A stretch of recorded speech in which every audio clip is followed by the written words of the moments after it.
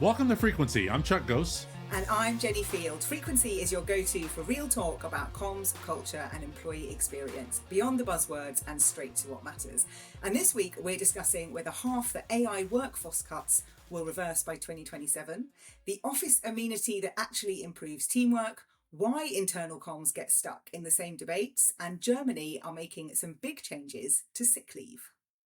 Before we get into that, Jenny, we have not done a full birthday review for you. I saw, so you sent me a video. I saw some little images on Instagram every then. How was the birthday extravaganza? It was good. It was good. I managed to do my champagne pop Instagram trend, which was good. Not with champagne because I didn't want to waste that, but with another sparkling wine. But it was good fun. I had a barbecue with all my friends and family. I've had some dinners and brunches. In fact, I've got a dinner to come with some other friends. So it's good. It always lasts about a week. And then it sort of starts to sort of peter out. But I firm believe that birthdays should be about a week long in our house. And then I know that during part of the time was one of the England World Cup games was going on. And then there was third place game, which is very un-American, but very fitting for soccer. Like, how do people feel about it? I don't think so. So the England game was on the Saturday of my barbecue, where we had been drinking quite a lot of the day. So we came in to watch it and I probably fell asleep after about 5 minutes. So I didn't watch that one. But I think, I don't know anyone that watched the game that was the third place game, because to me, I'm with you, like, what? But I did read something that was like, it's England's best performance in the World Cup since 1966. And I said that to someone and they were like, oh, go away, like, because it just doesn't mean anything. Like, I think everyone is disappointed at the strategy and the decisions that were made in the game to go very defensive. But I also think everybody thinks Argentina were quite rough. And actually I was watching the rugby as well and they were quite rough on that as well. So I think it was a strategic decision that didn't pay off. And I think a lot of people might word that differently, but that's how we feel in our household. Well, you do know someone who watched the third place game, Jenny, because I watched it. And what did you think? Because I happened to be sitting at a bar when it was on, and it was actually an enjoy for someone who's not a soccer fan. It was an enjoyable, fun match to watch, and seeing England and Mbappe and France. And did you watch the halftime show? Because I haven't watched it, but I've seen lots of commentary about it, and I've never known there to be a halftime show in soccer. So this was that was probably, I don't know if that was our influence in it, because you're welcome if that's what we brought to it. This is what the halftime show felt like to me. Let's have 8 different people go out, and each of you find one person to do the halftime show, and then just bring them back, and we're just going to go 1 through 8. There was no you went from Madonna to the Muppets to Justin Bieber. I was just like, what are we doing here? I don't know. It was enjoyable. It was fun to watch. Also, people pointed out, I think Shakira's a bit like Pharrell in that they have not aged at all. Like, at all. They were showing Shakira like in previous World Cups. Oh, really? And, like, whatever she's doing is working.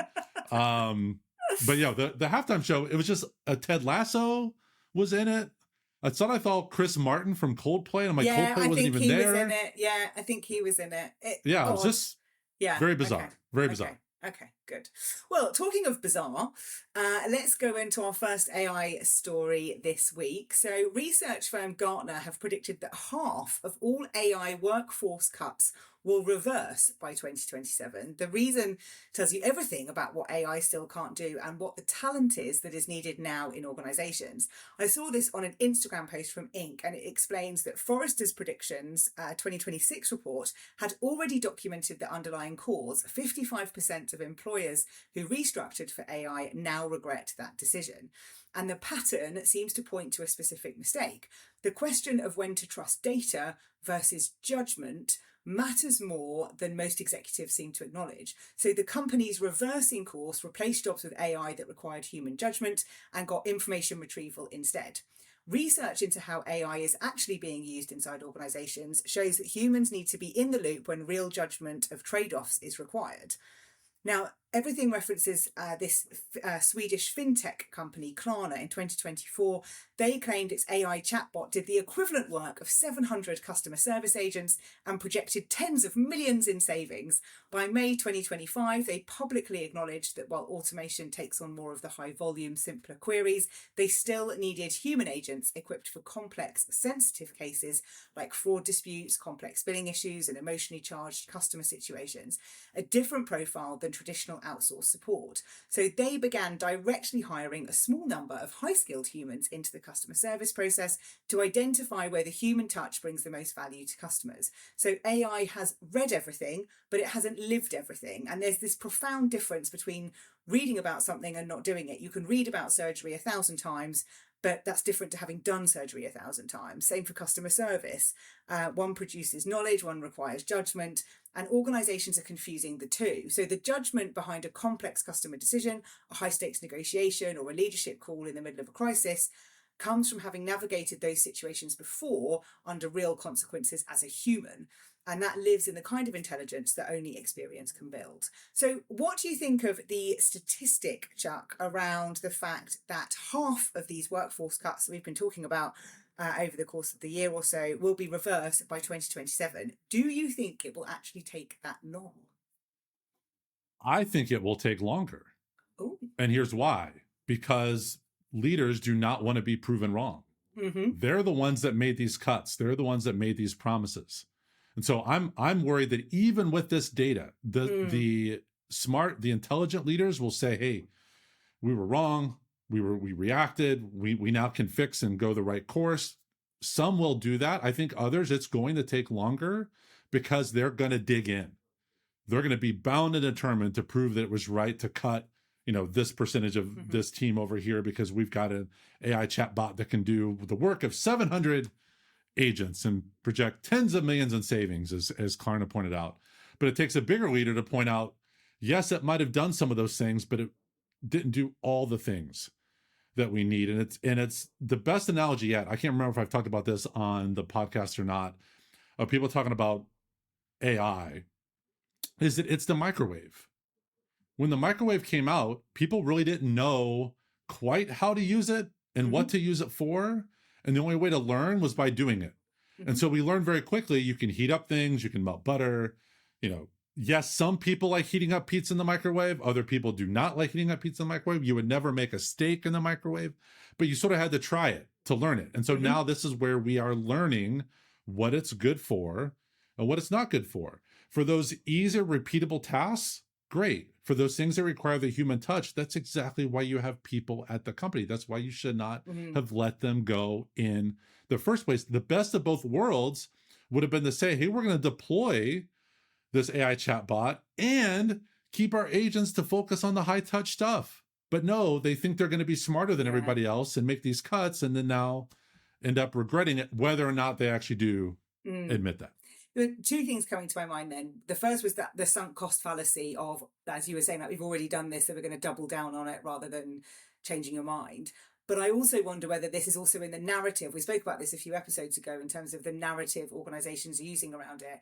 And actually, if you don't go out there and say, we're going to save all these jobs because of AI, if that isn't your story, and it shouldn't be your story, but if you don't use that, then you're probably in a much better position. Whereas I think if you come out and say, we can get rid of everybody because of AI, then that's much harder to come back from, because to your point, you've got to say, actually, we were wrong and we can't. So I think you've got to think about your story and how you're messaging and packaging any changes around AI so that you are giving yourself that room, to your point, to learn and play with it and then make any big decisions once you've kind of got a bit further along. I think putting that very firm stake in the ground, it just feels misguided. Really at this stage. Yeah, I think if they'd have come out and said, let's use Klarna, for example. I don't know what logic they said, but let's say they had come out and said, hey, we're going to use AI to increase our customer satisfaction scores by giving some of those repeatable tasks to the AI agent, the chatbot, and the higher touch stuff to our customer service agent. Like use their time as valuable. But I've also heard a flip side of this. And this actually came out, I can't remember who I was talking to about this, and this is with customer support agents. When you call in, they sometimes need those easy ones because of all they're doing all day is managing the high touch, really difficult things. Yes. They never get the mental break Yes. of it. If everything you're doing is the really critical stuff, like where's the chance for you to take a breather? Yeah. So it goes a bit both ways, but it's all comes down to the logic. Everybody thought AI was going to save all this money, and whether it's not because it's not, you're going to get results, or just the cost of AI is now more than people themselves. Yeah. It was on, we talked about it on an episode, actually, that whole, what it does to your brain in terms of making you do all this kind of intense stuff because you're not getting that break. So there's just so much more to learn, isn't there? And I think it'll be interesting to see whether that's 2027 or, to your point, whether it's going to go on even longer because people won't admit that they're wrong. Or they'll be very quiet about it. Yeah, very quiet. That's what it'll be. It'll be that. So let's move on to a Harvard Business Review story, which is about the office amenity that actually improves teamwork. So this was research on more than 6,000 knowledge workers, suggests that the most effective teams are defined less by office perks or work arrangements than by their ability to protect focused work. High-performing teams deliberately reduce interruptions through focus blocks, meeting-free periods, and systems that minimise constant messaging and check-ins. It sounds heavenly. So rather than emphasising constant interaction, the best workplaces recognise that collaboration depends on giving people the time and conditions to think deeply, solve problems independently, and contribute better ideas to the group. I don't feel like this is a huge surprise, but Chuck, we so often hear people talking about the fact they're in back-to-back meetings, they've got no time, everyone's pinging them on Teams. So how do we even start to shift working culture to create this space? I don't know that we can. This is the hard part. And I think I guess if you were to start, is we have to stop celebrating busy. We have to stop using that as this badge of honor of, oh, I'm important, therefore I have a lot of meetings, and I have a lot of meetings, therefore I am important, yet nobody wants to be in those meetings. I think this ultimately comes down to the manager, which we've talked ad nauseum about the critical nature that a manager plays in actually helping their team manage the schedule. Be part of the solution as a manager, not the problem. Don't be the one that's always putting things on people's calendars. I think I've worked at companies where they've tried to say, hey, in order to set up a meeting, you've got to fill out all this criteria so people know the agenda and the purpose. I forget what the POA, I don't remember what it is. The objectives, the agenda, all that. Well, people did it for like a week.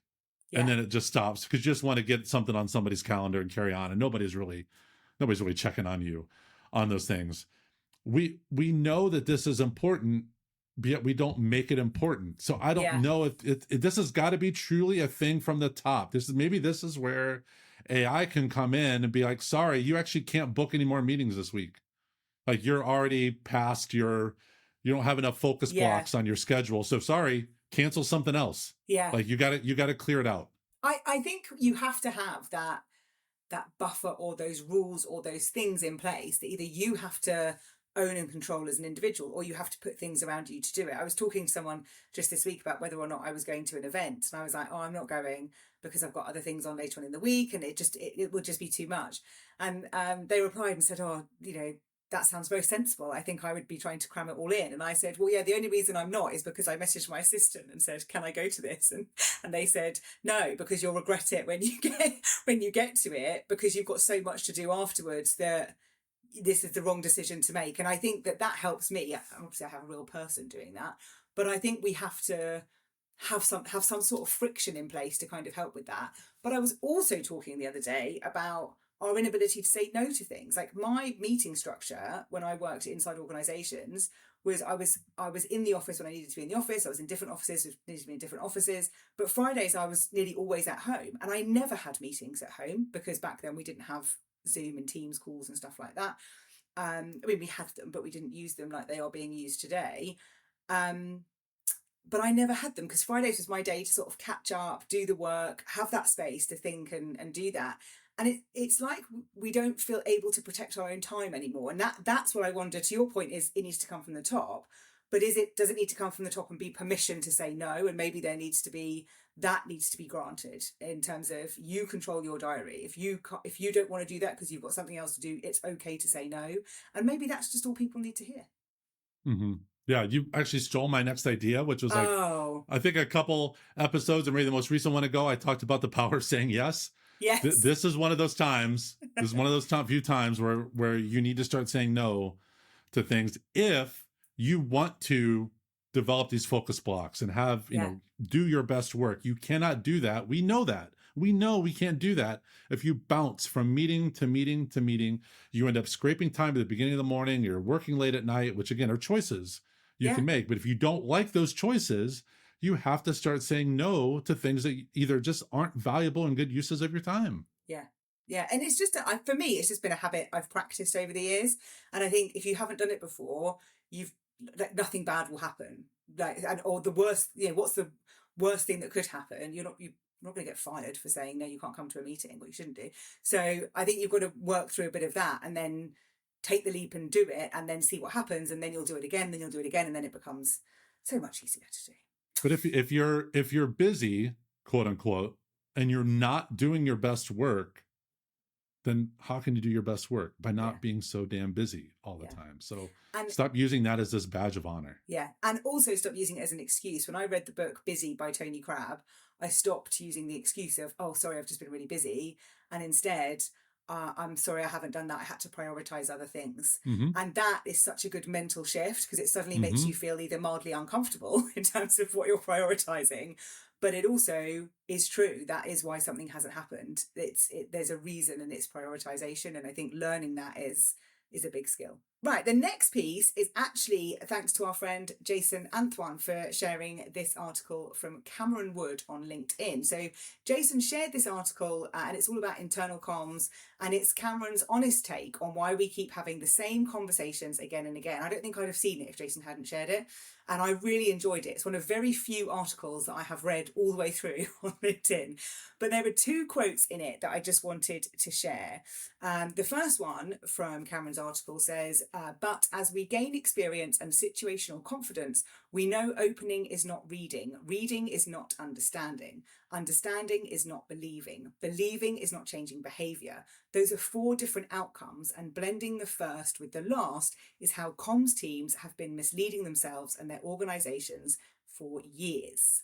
Loved that. The second quote I liked was, if you work in internal communications, you already know this part, but we're going to put it here because it matters.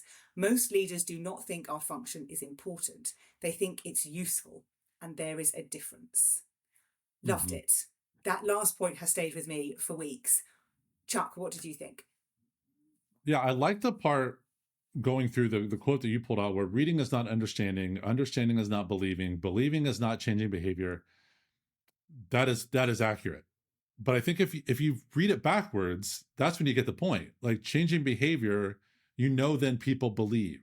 Mm-hmm. And if they believe, then they understand. And if they understand, then they've probably read something. And if they've read it, then they've opened it. Yeah. And so are we starting with the wrong point? Are we starting? Do we need to start with the end game and go backward on it? I think thinking about the outcomes, that's what we want people to focus on. And if changing behavior is that, let's start working backwards. Yeah. Then yes, you need outputs. We are communicators. You do need to create communication and content and all of those things.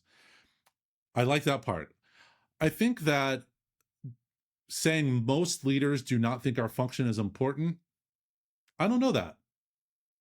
I don't know that most leaders do not think that or think that. I guess I don't know, because we've shared some things from other where leaders have said this is important. Mm-hmm. Now, does their behavior back what they say? That's a different thing. So I don't know necessarily that most leaders think it's unimportant. I don't. Okay. I'm not going to add any validity to that part. Okay, so I can add a little bit to that just on some research I did quite a few years ago now. I think it was 2017, so it is quite a long time ago. But we did some research when I was part of the Chartered Institute of Public Relations internal comms group, and we went and interviewed CEOs about internal communication, and we asked them to rank it in terms of importance on a scale of 1 to 10, and it came out across that that sample that we went through. It came in at around about a 6 out of 10. So, and a few leaders, and that's because you've got some leaders who do think it's important and useful, and you've got others who say, we can survive without it. Like, it will get messy and it might not be as great, but we can exist without it. So it's never going to be a 10. Like, it's never going to hit that because it's not a business critical function. So I thought that was quite interesting at the time. And I remember having lots of conversations about what is it you want internal comms to do and all that kind of stuff. So I do think that there is something in that. And if we look at data from from during the pandemic to after the pandemic, I think it was VMA Group in the UK had the statistics that showed that the value of internal communications from a CEO's perspective had gone down. So again, it was like it was useful during that time, but it's not important enough for us to keep investing in it or to grow it or do that. So it's kind of useful in the moment that I need it, but then I'm going to put it down. And I think that does track with some data points that we've had over the last kind of 10 years. But it was just a very thought-provoking piece. And I think if you're frustrated at the conversations that we have continuously in internal comms, then I would give it a read, because I think it shines a light on the challenges that we have in internal communications and how we try and package everything up in a way that I don't think is helpful. But I love your take on reading that paragraph backwards and working through that and reinforcing the fact that we do have to have outputs. Like, we are a function that is creating content, and like that is part of what we do. Right, I want to finish today on an article from Germany. Now, I saw this on Instagram and then went off and found the actual press release about it. But it's linked to Germany's story that the coalition government there has announced that it's tightening sick leave rules effective immediately, pretty much. So employees will now need a medical certificate from the very first day of illness. This was previously self-certification, which was allowed for the first 4 days. And this sort of pandemic era option of getting signed off over the phone is being scrapped entirely, which means that people have to go and have an in-person GP visit that will be required. So they have to go and see the doctor. The Chancellor is defending it as necessary to cut the economic cost of absenteeism. But critics, including doctors' groups and some coalition partners, warn that it's going to just flood doctor surgeries with minor cases and could pressure unwell employees to just show up to work anyway. I think this is a really interesting shift in terms of what countries are starting to do to address absenteeism. And I don't know if it's as much of an issue in the US, but from your perspective from the US, where sick leave policy has lots of variations in different states and things, there's something here as well about the trust. So what does it say about trust when a government's answer to rising sick days is kind of prove it, rather than let's understand why people are off? Have we just run its course in the trust piece, and now it's just so broken that governments have to intervene? Yeah, everything about this just feels cruel and unnecessary. Like, are we trying to solve a problem that doesn't really exist? Is absenteeism such a problem in Germany that they're having to do this, or is this just a couple? Again, in the U.S., the sick leave is challenging, but it's also kind of a bit I don't know, loosey-goosey might be the right word here. Like, it's gonna kind of depend on the company, and are you union or not? And maybe this is where this is coming in, because obviously Germany is predominantly union. So maybe they then need the paper trail, they need the track record to say, oh, this person was really sick, this person was maybe not as sick.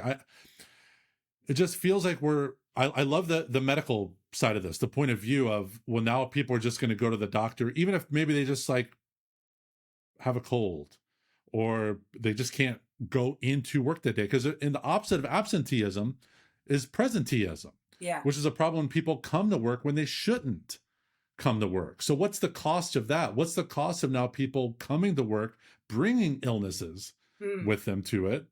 Or perhaps it's some kind of other physical ailment where they just can't do their job as well, but they just need a day. Is it worth that day having to go to a doctor to get a note and a letter to send?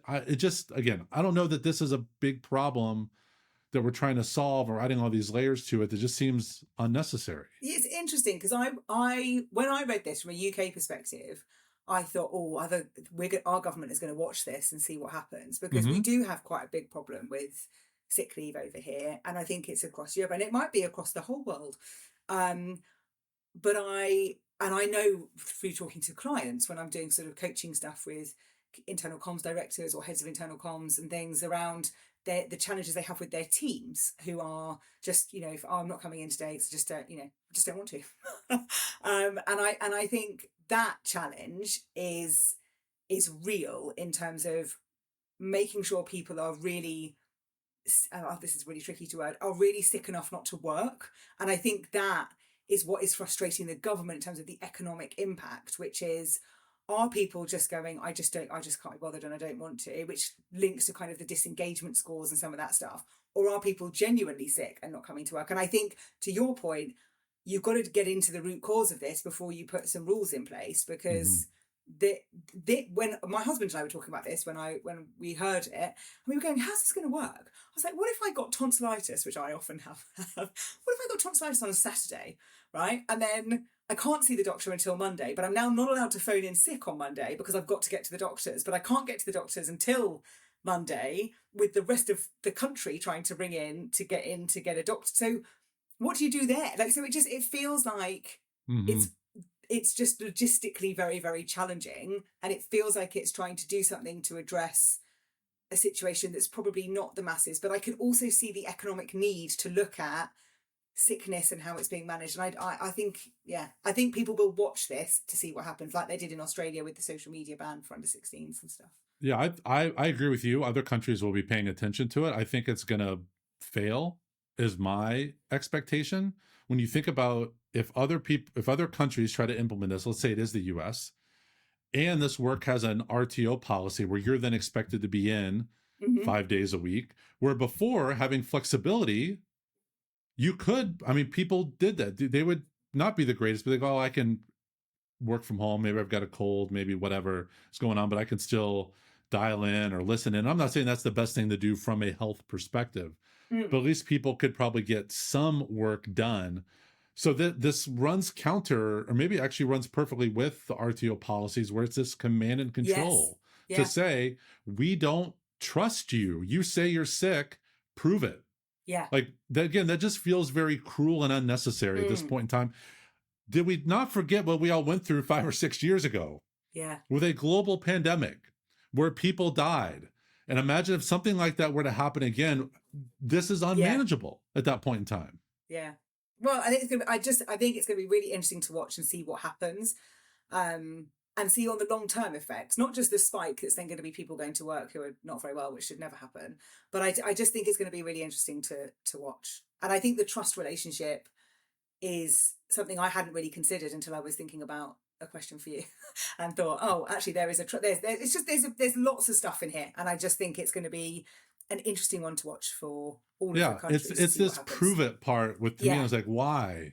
Yeah. What's going on so wrong there that you've got to prove that somebody was sick? And there again, as the doctors just going to be like, man, just fine. Here's your note. Yeah. Like just go. Because there could be like a template you just use and like write in through. Just going to stamp stuff and just move along. It's fine. I just don't see that. I don't know what this solves. Yeah. I guess. Fair.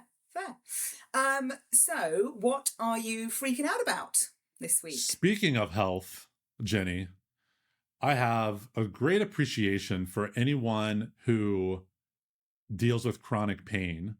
I am not putting myself in that boat yet, but maybe this is an age thing or whatever, but I've never in my life had a bad back.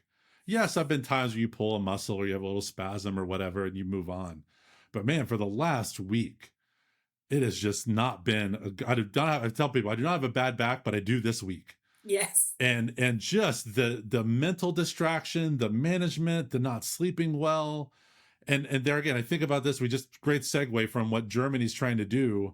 Like, obviously I work for myself, so I'm not going to write myself a note for it, but that's a lot for people to manage. And it's a reminder to me that, one, maintain your health as best you can.